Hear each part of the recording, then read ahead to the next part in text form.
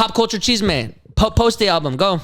I haven't heard it, but I'm actually But very. you like country, right? I'm very supportive of. Yeah, I fucking love country, so I'm very supportive of him. I saw that post that you did of that new country guy, that new Texas country guy. That's like, oh my god, Zach Top is so good. He's pretty good. As somebody who I'm not the biggest fan of new age country, like modern country songs. Posty's kind of new age country. And his album's kind of new age I'm a big fan of like Coulter Black. Like if you listen to him, he's a new up and coming artist, but like you're listening, he sounds like Johnny Cash. Like his music sounds very like grungy, it's gothic. And Zach Top is like, if you could just imagine like he's like your grandfather's country artist. Like a George Strait adjacent kind of guy, where it's like he's more twangy than that. Yeah, it's very like it's a good vibe, and I like the songs that he comes out with. And he's touring, but he doesn't have anything in Texas, so I'm very upset. But he's really good. So you might like Posty's album. It's pretty like I think it's pretty like late 90s, early 2000s. There's some songs that are decent. I do like me some like. But I like pop Posty. I like Chemical. Oh, Chemical. I think Chemical is probably his best song. That's just me though. People really gonna die like Ride or Die by White Iverson. And I'm not. I like Chemical more. White Iverson it's a. And to be fair, I like his country shit more than White Iverson too. I gotta listen to it because I am a fan of watching artists continue to just enjoy develop artistry. Yeah. Like that they enjoy dipping into different things and different sounds and like, oh, that sounds cooler, and getting inspired by different genres of music. Because the reality of the matter is, it's like, dog, if like Bey can do it, why can't everybody else do it? Like what is such a problem if somebody else does it? But like it can be done by a super mainstream artist. Like, you know what I mean? Like people were like super up in arms defending Bey and being like, this is a country album. She didn't get any nominations though for the country music awards. By Pop Cowboy Carter or whatever. Mm-hmm. It's okay though. She don't need it. The album's fire. Sabrina Carpenter album? Dude, I mean, I'm honest with Sabrina Carpenter because I fucking love her. I fucking love that little girl. She's my age, but I fucking love her. She is. I love that album's pretty good. I love From Bedcam all the way to Juno. That's a good run. Bedcam is from so Bedcam to have you heard it? Bedcam is funky. I love it. I told him to listen to the album because she's coming. From Bedcam to Juno, it's really good. That's a good run right there. And I'm a big fan of her just like using the I'm a short horny girl type of like thing. Well, you know, like the female, the pop starlet has to go through a very specific age, like a very specific coming of age story in front of our eyes, and it happens to every pop starlet. You have to start off with like a good wholesome hit. Yeah. Right? You have to start off with some good, it could be a cover, it could be think Miley Cyrus, Jolene, think Miley Cyrus or Hannah Montana, think Miley Cyrus, like that Mountain song. Right? You know what I'm talking about? The Climb. Yeah. Think like it's got to be a good wholesome song. You know what I'm saying? You know what I mean? It's got to be a good wholesome song, and then after the wholesome song, you got to get a little bit edgy, and then you got to go into your sexual liberation, right? And you got to go to Wrecking Ball. Yeah, you gotta go to Wrecking Ball. Because and a lot of female starlets lean into the sexual liberation and try to be as flagrant as possible. Sabrina Carpenter is doing it very like flagrantly, but like tasteful at the same time. Very tasteful because she's channeling her inner like Audrey Hepburn. Hers were Nonsense and Feather. Marilyn Monroe. So every year she's had like since 2022 she's had. Damn, you put out receipts. Yeah, I'm looking at them right now. Like 2022 was Nonsense, which like I've only heard this pop song. Well, and then Feather, which is another pop song. But this, because I don't know where the fuck she garnered so much. Like, I know where she garnered it from.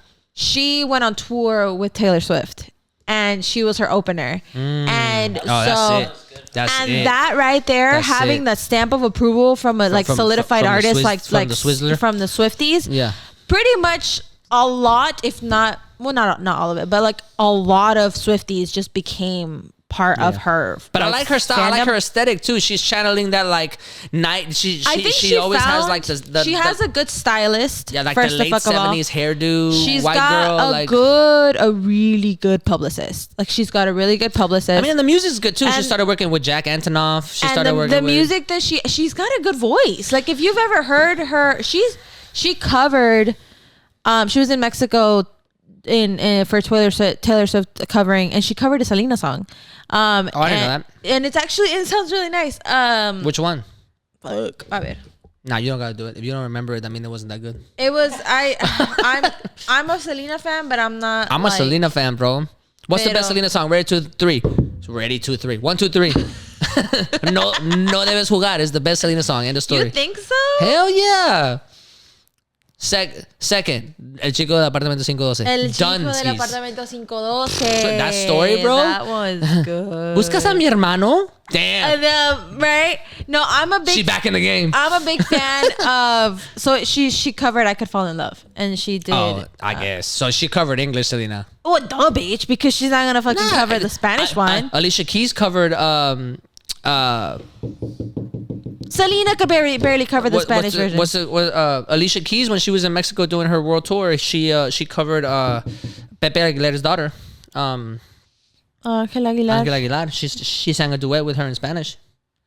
But that's Bro, if you're gonna come with it, come with it. But that's Alicia Keys, dog. She's so good. She's so good. Alicia like, Keys is so fucking good, best, dog. dude. Like she's so fucking good. She really is the best. Shout out to Alicia Keys, and don't worry, look, we all know that you deserve to be on that top albums of top 50 albums that Apple Music did. I'm so pissed off because Diary of Alicia Keys and Songs in A Minor were not in that fucking list, and it's a damn shame. Apple, you should be ashamed of yourself. Anyway, Alicia Keys is so fucking good. Sabrina Carpenter has got a good run. It's good, but you can also tell she's taken from other people. Yeah. And I don't mean that in a bad way. I don't mean that because like what is it?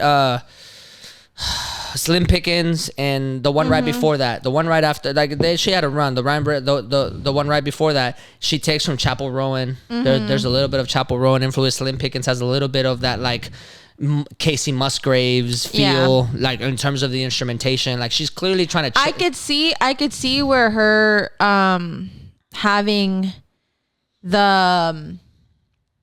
Dumb and Poetic, yeah. Dumb and Poetic, yeah. Dumb and Poetic is very Chapel Rowan. Even the way that she writes is very Chapel Rowan. Which, by the way, Chapel Rowan, she's really good. She's incredible. She's really good. She's got great vocal range. That Midwest Princess album is insane, so good. But like, you could tell that and please, like where she had that like that's got some like. Disco influences. Yeah, whenever she has the specific phrase, it's like motherfucker and shit, and like that. She says it all like Casey Musgraves. Yeah, and so that's where I was like, oh, okay, so that's where she probably got the idea of being, because everybody was all like in the videos or whatever that they would like, they'd have like cowboy hats on and be like that one part in like Selena in her Sabrina's like. But song. You could tell she's doing it. And it comes off as respectful. It doesn't come off. I don't feel as though. It doesn't come off as like she's trying to take a sound. Comes off like she's playing homage. I also don't feel like she's doing this for the sole sake of having this like attention to her. Like she has been in the industry. She came from Disney. Correct. That's what I'm saying. Like the female star has to go through a very specific. She played a role. She was in Girl Meets World. So like I remember. She's been in the industry as part of the musical industry for a while now, and so like this is her just making music. Like there isn't, and even in her songs, like there is songs where she's talking about guys or relationships that she's had, which, to be fair, like I know everybody dislikes when people don't like when Taylor Swift does it because she just happens to have really publicized like relationships. Yeah. But like in my head, I'm like, dog, if like John Mayer can do it, then why can't these girls do it? Don't bring up John Mayer in the same sentence as Taylor Swift, dog. I don't care, dog. You know better. You can't be triggering their algorithm like that. You can. The Swifties are coming, dude. I don't give a fuck, dog, because I like Taylor Swift and I love John Mayer. So like I don't care. Like I fucking love John Mayer. I cried at his concert, and y'all can go. We both did. Suck a booty cheek because Edge of Desire came on and Edge of Desire, you didn't, and I could tell that you knew Edge of Desire was coming on. I remember the specific moment very like, because we were just waiting and he played a chord and I was like, I wonder when Edge of Desire is gonna come on. You looked at me and goes, right now. Yeah. You looked at me and you're like, yeah, I wonder. And you knew. I knew. I was like, you know something. Even Brie after that song was like, I really like that song. That song is so fucking good. Yeah. Edge of Desire is literally my favorite fucking song. Top 5 for sure. And I know his entire discography, dog. You can play any song for any one of his albums, and I'll start singing along to it. I'm like, it's that one song. So you just lost all the Swifties right now. Fuck, dog. You just lost all the Swifties. I really like Taylor Swift, but I also, not all of her music is. 89 is the best album she has. Yeah. Yeah, that's it. That's after that is I liked 89. I like Taylor Swift was supposed to be Taylor Swift, and I'll say this time and time again to anybody. Taylor Swift is at her best when she's being a pop starlet.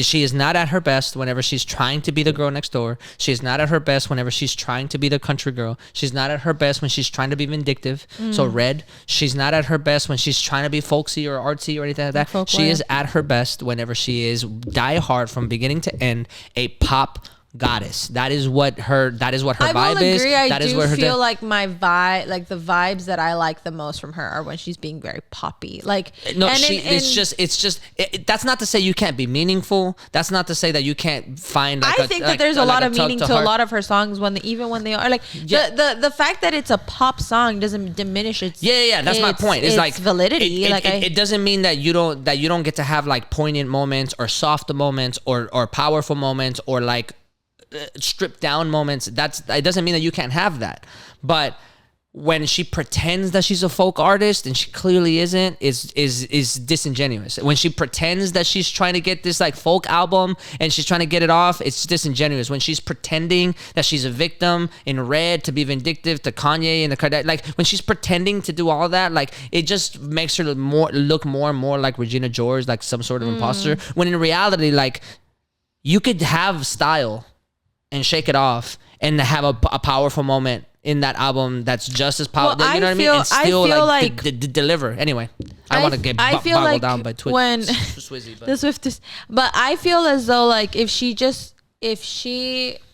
wanted to do like folky albums or like that vindictive style album that she made, I feel if she just did it to do it without necessarily like calling attention to it in the sense of like and in the sense of like how Posty's doing it right now, like or Post Malone is transitioning from multiple different styles because he's had multiple different styles in his career to country, and there's nothing that he's done outside of just make a country album, like or the same way that Beyonce's done it, where Beyonce has transitioned from like folk music, like African folk music or like African style music, and then that was the album before Cowboy Carter, if I'm not mistaken. No, was King not? Oh, I guess so. Maybe I'm thinking about Act One, which is the techno album. There's techno. There's also so she's done techno. She's also done like King, where it was because it was about the Lion King. And it was fucking phenomenal. That's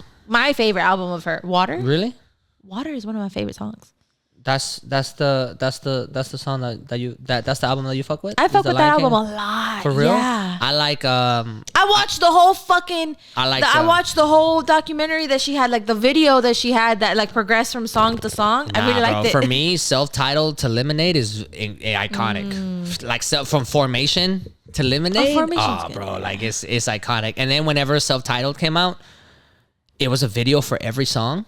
And bro, stop. That's crazy. I just feel like that's crazy. If you look and then at Lemonade like had Freedom.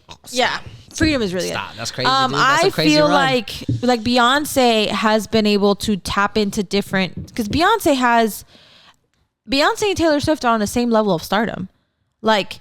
In terms of, I think Beyonce's more, but in terms of like being able to do whatever the fuck they want with their music, like nobody's gonna stop you at that point. Like you reach the certain level of stardom where no matter what you do, people are gonna listen to your music whether they like the music or not. Yeah, they're just gonna listen because you are Beyonce, because you are Taylor Swift. Like they're gonna listen to it. You don't even like Taylor Swift, and you'll be like, well, let me see what her album sounds like this time. Yeah. I do it with everybody, but I understand. So they've reached this level of girl, you can just make the music and you don't have to like put on this persona to match the music. Like you can do it during your videos, but it doesn't have to become you in that moment of like, oh, I'm this super soft and girl next door kind of situation. It's like, no. Or like very similar to even like Sabrina Carpenter right now, where she's transitioning into a different part of her like artistry, and she's just she's just like she said, oh, well, I'm gonna change my fucking hair, and now I'm gonna look like this and this, and y'all are gonna love it because I fucking love it, and because it's timeless, and because it looks good. It is timeless, and I look cute, like and so what, and like I'm gonna make songs, and the songs that she's had have always been suggestive. Like there's a lot of songs that she has that have always been suggestive. Even she's a little bit more on the nose now, though. 2 years ago, like Nonsense was 2 years ago, and she was already making suggestive like songs. I think this is now a little bit more she on just the nose. played more into it. Yeah. But there's been, and even in like one of her songs, I think in Taste, she's very, very suggestive, and she's like, I know I'm talking about an ex, but like who gives a fuck? Like I don't care. Like I'm just gonna do it. But I'm gonna harp back onto that Taylor Swift point. Taylor Swift makes antics out of her exes. Yeah. And other people sing about their exes. I think Adele's a perfect example. Yeah. People sing about their exes but it's still about the music. Yeah. And I think it's a big difference. But now back to Sabrina Carpenter, I think she's doing a good job. But the one critique, if even as a critique, I appreciate the sentiment. I don't know where I stand exactly with it. But when she makes that Leonard Cohen line, I don't know what song it is, but she says jack off to lyrics of Leonard Cohen or some shit like that. It's in Taste, yeah. Props to the Leonard Cohen reference, but I also like Leonard Cohen is such a songwriting genius and songwriting like fucking legend that like I don't want him to get used so willy-nilly as like a quirky thing to know about that it loses value. You know what I'm saying? Like, cause he's so good, and he's a fucking legend. So like props that it's in a pop song. It's not like, oh, you're like Leonard Cohen's being referenced, but at the same time, it's like, hopefully people don't start to start saying things about Leonard Cohen to make it seem like they know what they're talking about. You know what I mean? Who's Leonard Cohen? Leonard Cohen's a songwriter. He wrote I'm Your Man. He also wrote I think he wrote Feeling Good. And I'm feeling good. Boom.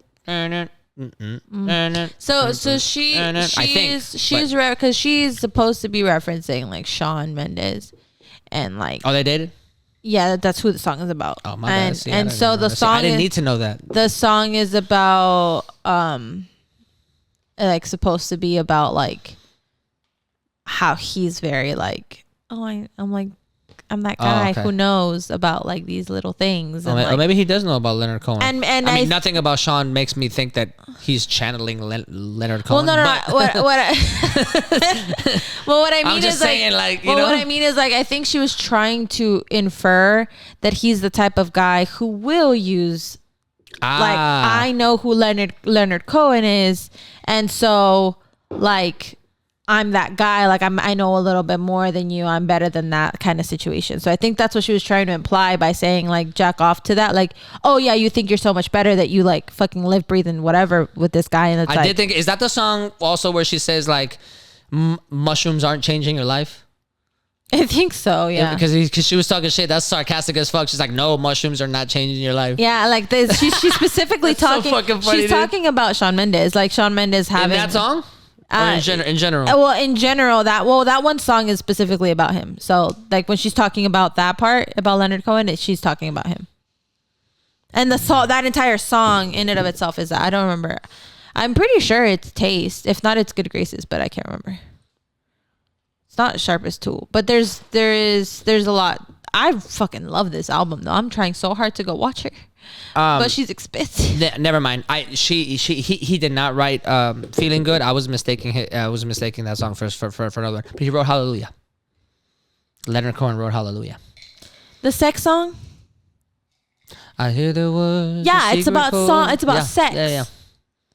Dog, I didn't know it was about sex. Yeah. Until Leonard Cohen wrote it. Until Jeff Buckley made it famous. So I didn't know it was about sex until some lady who was talking on the interwebs, and she was like, she had this really thick country accent. I fucking loved it, and I was like, cool. So like, I mean, it's kind of like it's a sex song. I know, but if you get to the third chorus, remember when I moved in you and the holy dove was moving too? Like, that's what I'm saying. He kind of told you it was about sex. Because she was like, I'm tired of hearing the kids singing hallelujah in the choir, and I was like, why are you so tired of hearing hallelujah in the choir? It's the choir, and it's hallelujah, hallelujah. Yeah, and then she specifically said, whatever, and I was like, no me digas. Remember when I moved in you and the Holy Dove was moving too? Yeah.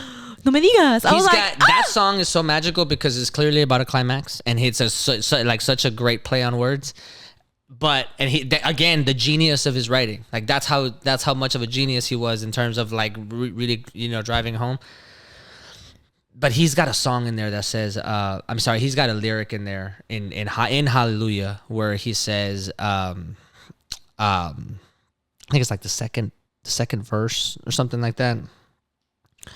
Where he says, and all I've ever learned from love is to, and all I've ever learned from love is to, oh my God, I'm blanking out. Busca la canción. You right. Pues para qué tanto esfuerzo.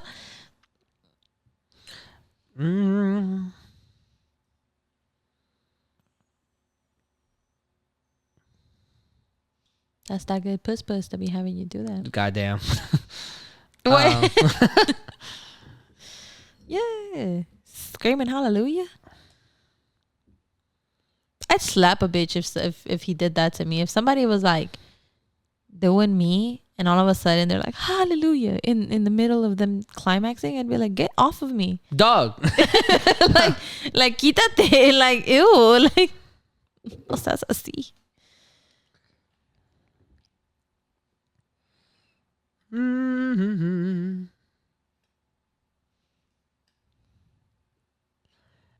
Maybe there's a God above, but all I've ever learned from love is how to shoot somebody who outdrew ya. That's fire. That's such a great line. Like saying, like, all I've ever learned from love is how to beat somebody down before they beat me down. You know what I mean? Oh, that's not where I was going. I know because you already in Sabrina Carpenter mode right now. That's not where I was going. In my head, I was like, ew. You know? Yeah. Yeah, this song is fire. It's a good